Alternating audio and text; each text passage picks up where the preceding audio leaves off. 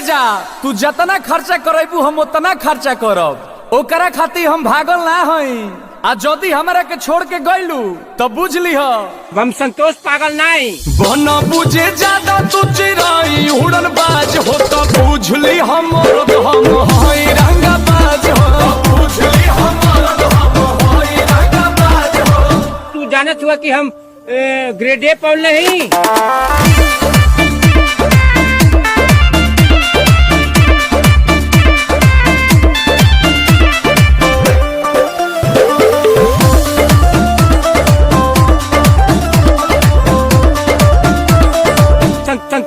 संतोष पागल नहीं। पहला बच्चों हीरो जाना के खर्चा जितना हमसे करही बेरे तोरा से बेसी हम ले ले बानी शिक्षा पीछा छोड़ा नहीं पैबे।